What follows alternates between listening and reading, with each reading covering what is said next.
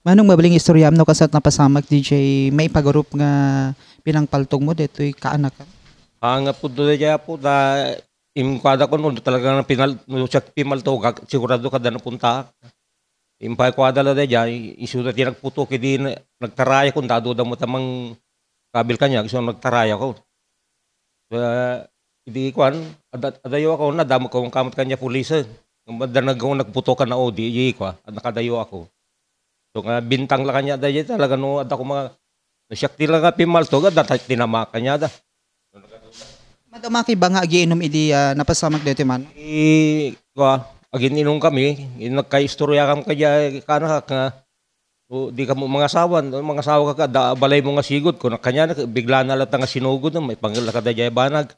So kinaguna na detoy dinamag mo no mahanga mga sawa. So dayay ti kagura na tay di pala rengreng nga taon ti agyang ka dayay balay mi.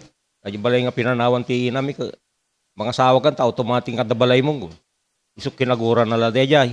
Lambaran na nga ng kabil kanya ako. Manuda iti ng kabil kinyam ta makita nga ado detoy sugat. Mga upa da ng kwa kanya ng pang-or. Awan tinaganawag kang yada. Awan, binabayan na rin tama nila duma. Tadi niya duma ka mabutang ma. Ano dito haan yung pag kinaawatan ta adan sa iti misunderstanding yung ano? Ada pay kinagura na da ama na ibagbaga nga da mystic na kada project na jay kotika na kami. Hanong ano ko so pay ti may sa kagura di ka naka. Dito paltog manong kukwam ba? Ang kuha da ya. Tan kuha da ya sigurado kada mapaltugak kanya da. Ano nga ko da ya. Prima up dala da yayin, papabasol dala kanya. Ado kay nga nagsasango dito nagiinuman. Upat kami lang, ma'am. Upat kami lang.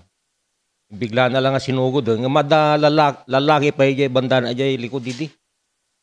Hindi mo pinpoint or malasin dagito. Yan kong malasin ng tarabin, nakapso mo dyan mata ko.